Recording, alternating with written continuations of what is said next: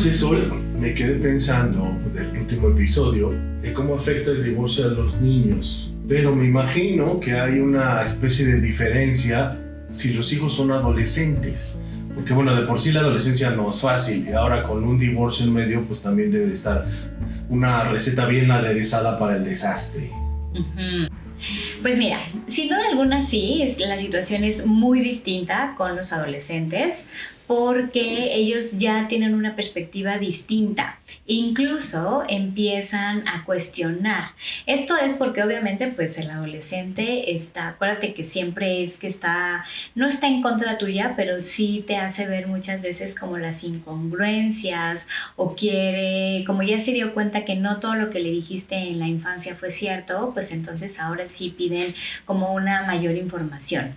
Incluso puede haber como alguna alianza o que se siente más afín con alguno de los papás, entonces empieza a reclamarle al otro, ¿no? O sea, es como de, oye, ¿por qué no quieres que mi papá, que me quede con mi papá el fin de semana, ¿no?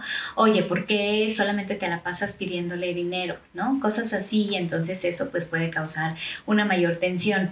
Este tipo de cuestionamientos son los que de pronto pueden ser como momentos en donde el padre que es cuestionado pueda dar mayor información de la requerida, ¿no? Ellos no necesitan saber exactamente cuáles son los problemas de pareja, porque ese no es el vínculo que tienen contigo con el otro, ¿no? O sea, eres su mamá y es su papá y ellos se tienen que mantener al margen y saber y conocer que lo que pasa en la relación es única y exclusivamente entre ustedes.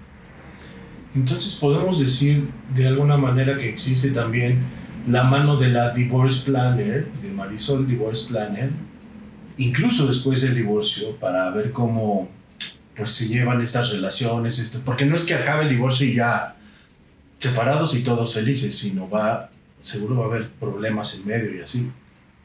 Sí, o sea, la tercera etapa, y es la etapa final de esta parte, de este proceso de Divorce Planner, es en donde ya involucramos a los hijos. Para que podamos llegar a ese lugar, primero tenemos que tener muy clara en cuál va a ser la versión. La versión tiene que ser la misma que dice papá y que dice mamá, y tiene que ser sostenible en el tiempo. Sobre todo porque, bueno, no es la misma información que le vas a dar a los 5 que cuando ya tiene 15. A los 15 ya puede entender con una mayor profundidad cuáles son las complejidades de una relación, y no solo de pareja, sino de relacionarte con alguien. Entonces ya le puedes dar más información, pero no le tienes que cambiar la versión, sino más bien es como brindarle más detalles o más datos acorde a lo que tú te sientas cómodo o cómoda de decirle a tus hijos, pero no tiene que ser una diferente, ¿no? Porque a veces decimos, ay, no, es que papá se va a ir a trabajar a otro lado, y a los 15 le dices, no, pues es que la verdad es que ya se le había acabado el amor por mí y entonces por eso decidimos separarnos. Entonces eso el adolescente lo puede tomar muy mal, porque entonces es, me mentiste, ¿no? Entonces cuando es me mentiste, es en qué otras cosas también me habías mentido, y entonces se rompe la confianza y también se puede romper la credibilidad. Entonces más bien a los 15 puedes darle más detalles, como decir, bueno, tú viste que la realidad es que ya la relación no era armónica entre tu papá y yo.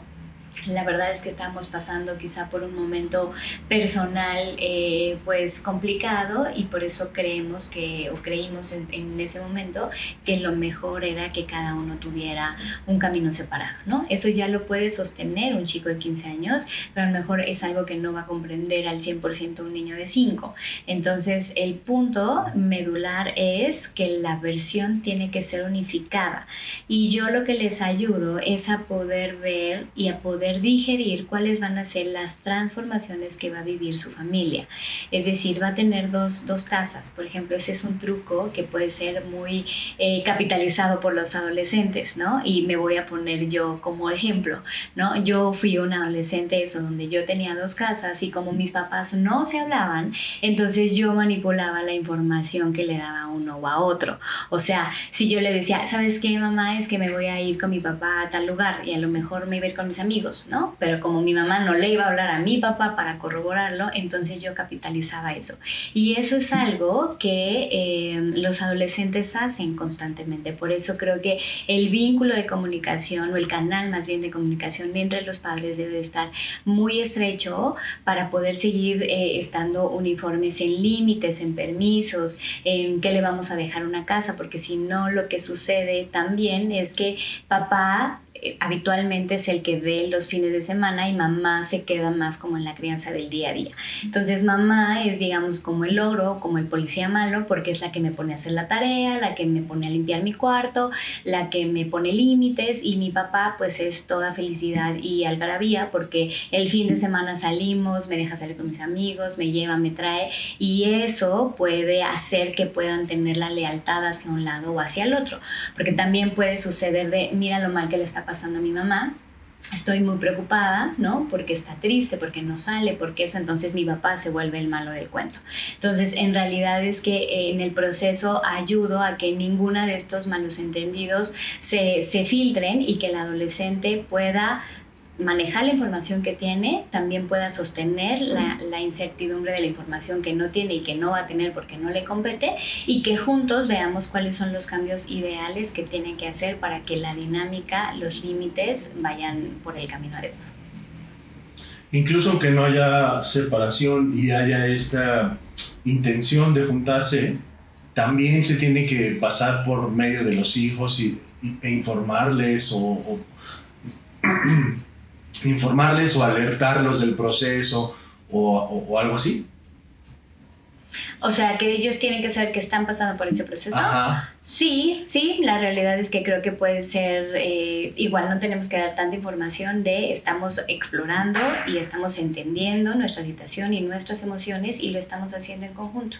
Una vez que tengamos una resolución y tengamos claridad de qué es lo que va a pasar con la familia, se los vamos a notificar, ¿no?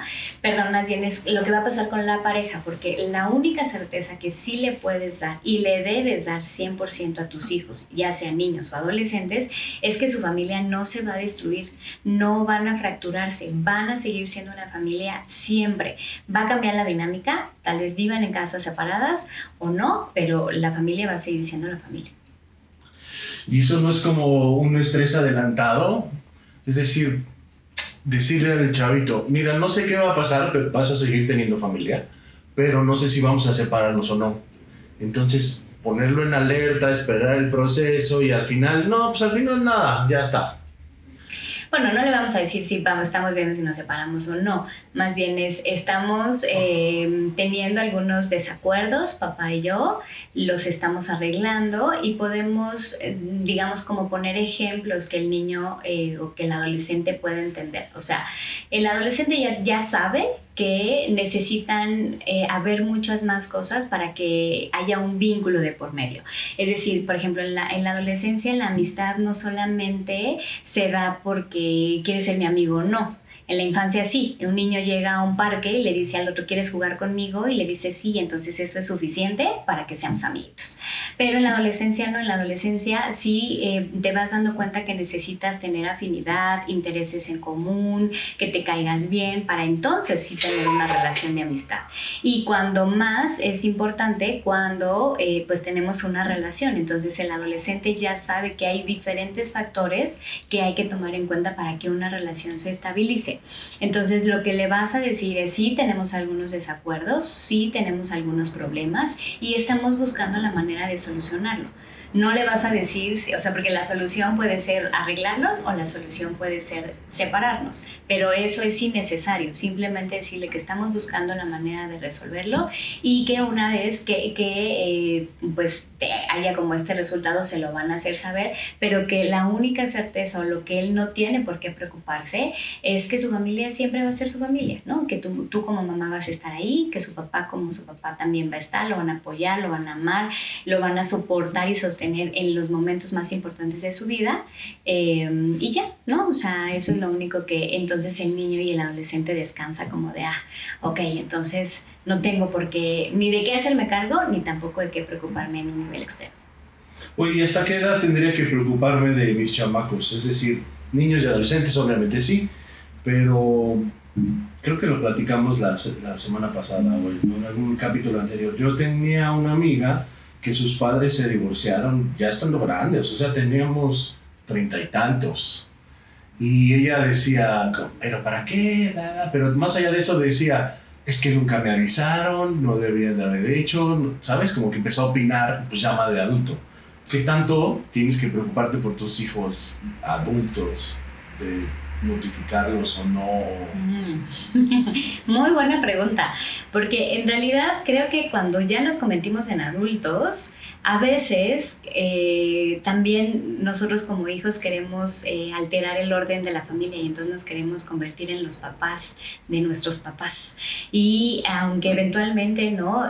O ya ellos que estén grandes, nosotros nos podemos hacer cargo de alguna forma de ellos, pues al final del día la estructura sigue siendo la misma. Eso es algo que le compete a la pareja, no nos compete a los hijos. Es cierto que, bueno, es importante pues estar al tanto de qué pasa, si alguien va a salir de la casa, ¿no? Si va a haber algún movimiento financiero importante, lo que sea, pero al final del día la decisión es de ellos, ¿no? Nosotros como hijos no tendremos que preocuparnos ni por reconciliar, ni por esclarecer, ni por tratar de revertir la decisión que nuestros padres tomen. Creo que esto es muy particular, pero me parece que una vez que somos adultos, si nosotros como hijos pedimos que nuestros padres respeten nuestras decisiones y nuestra autonomía, también tenemos que respetar la de ellos. ¿Y qué pasa, Sol, si uno de mis hijos adolescentes se le ocurre tomar partido? Del lado bueno, del lado malo, por así decirlo, pero pues aliarse con alguno o incluso manipular a sus hermanos y llevarlos todos hacia un lado o hacia el otro. Sí, esto también es una situación que puede pasar y creo que es algo que también evitamos durante el proceso, ¿no? Es decir, cada hijo va teniendo un proceso distinto porque también tenemos que recordar que cada hijo tiene un papá y una mamá diferente. Aunque seamos la misma persona, no maternamos ni paternamos de la misma manera porque no es lo mismo el papá que, por ejemplo, que tuvo el primogénito, pues porque era neófito, no sabía nada, no era primerizo, tenía 25 años y no es el mismo papá que él tuvo el tercero, que ya es 10 años después, ¿no? Donde ya estoy mucho más estable, ya sé de lo que se trata, ya no me engancho tan fácilmente. Entonces, esto también impacta de una manera distinta a todos los hijos. Entonces, es por eso que en el proceso le damos el espacio a cada uno para poder cuidar el vínculo que tiene que cada hijo con su papá y con su mamá. Ahora, si bien también puede ser de manera inconsciente que hagan alianzas, por esto que te digo, porque a lo mejor ven más frágil a uno, porque se preocupan más por uno o porque tienen una mayor afinidad de es que yo quiero vivir, por ejemplo, con mi papá, ¿no? Eso pasa mucho, que de pronto dicen, pues es que yo no quiero vivir con mi mamá y me quiero ir a vivir con mi papá porque tenemos esta idea de que a lo mejor vivir con él es mucho más sencillo y va a ser mucho más divertido, y eso muchas mamás lo pueden tomar como una traición, ¿no? Como de encima de todo esto que pasó, te vas a ir y te vas a aliar con el enemigo. Eso es como lo que da muchas veces como al traste en estas relaciones. Entonces, la manera de manejarlo es atender la emoción, validar y entender qué es lo que hace que el adolescente esté enojado, porque muchas veces puede ser una proyección también de lo que él está viviendo. Entonces le tenemos que dar espacio a comprender de dónde viene este enojo, para qué se está enojando, por qué se está enojando, para que entonces después podamos ir, o él pueda ir entendiendo las razones y que se dé cuenta que a lo mejor se está comprando pleitos que no le tocan y que no le corresponden, y que su amor tampoco tiene que estar dividido. Él puede tener un amor y una lealtad tanto a mamá como a papá, y que ellos encontrarán la manera más asertiva de poder hacer frente a sus diferencias, pero que él no necesita hacerse cargo, ni necesita hacer justicia, ni tampoco necesita reclamar, porque los adultos se están haciendo cargo de lo que está sucediendo.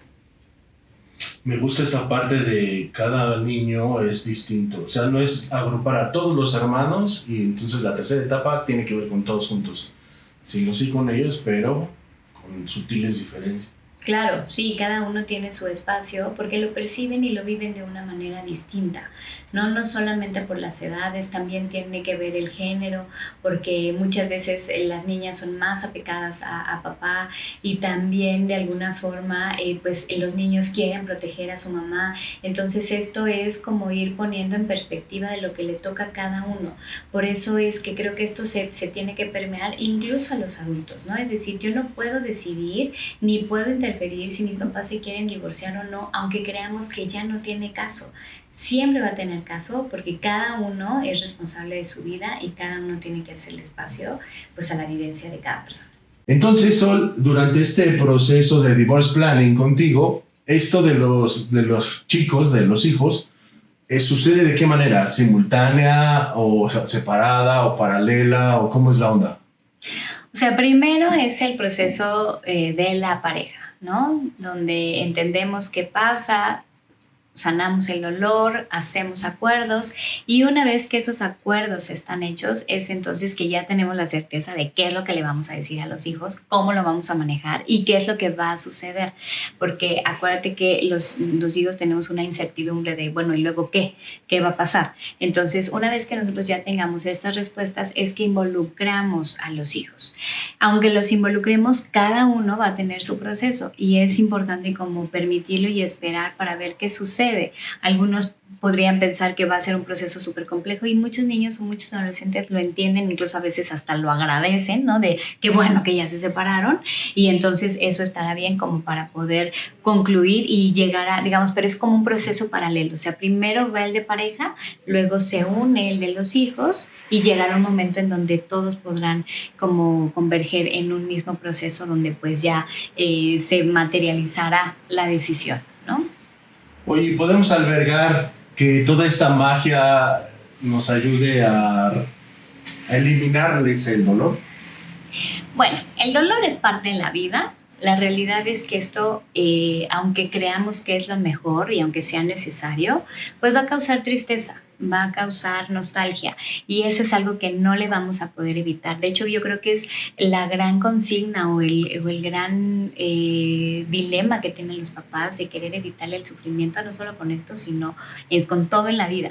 Lo que va a hacer este proceso más bien es que le va a evitar el dolor o el sufrimiento o sea, el que no sea necesario, ¿no? O sea, no aumentarlo con dramas, con discusiones, con que no vea a uno o a otro, que tome estas lealtades o que tome papeles que no le corresponden. Eso sí puede causar mucho sufrimiento y de ese es el del que los vamos a proteger, porque este no es necesario y si lo hacemos de una manera asertiva, entonces cada uno como volverá a su equilibrio y pues podrá seguir siendo una familia funcional y muy amorosa.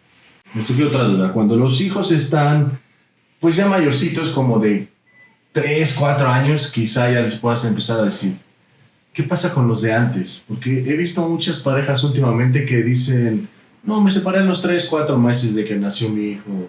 Y en realidad, pues esos hijos siempre viven con padres separados. Uh-huh. ¿Qué pasa con el divorce planning en esa etapa de crianza? Bueno, pues más bien, digamos, el niño no lo va a preguntar hasta que ya esté mucho más grande y se dé cuenta que hay compañeritos, que sus primos, que sus pares, pues tienen papás que viven juntos y va a preguntar qué es lo que pasó y en ese momento pues ya tendrán las respuestas para podérselas proveer, pero también tiene que ser la misma versión de un lado y del otro, ¿no? Lo que creo que yo sugeriría sería que cada uno sí tendría que tener este momento y este lugar para paternar o maternar y generar ese vínculo, sobre todo papá, porque habitualmente, sobre todo en las sociedades latinoamericanas, quien tiende a quedarse con los hijos es mamá. Entonces mamá tiene que hacer espacio para que papá pueda generar ese vínculo, ese lazo, en donde el niño tenga la certeza de que papá no lo está abandonando, que terminó la relación, pero que él no va dentro de ese paquete. Es muy importante esto porque si no, entonces más adelante se puede generar una un apego inseguro, porque entonces no tengo la certeza de que mi papá va a estar aquí y eso indudablemente lo llevaremos 20 años después a la pareja. Entonces es súper importante que aunque te separes y tu hijo esté muy pequeño, sí te des el tiempo y generes este vínculo para que entonces el niño pueda tener la certeza de que cuenta con mamá y cuenta con papá, aunque cada uno viva en casas separadas. Ok. ¿Qué vamos a hablar en la siguiente?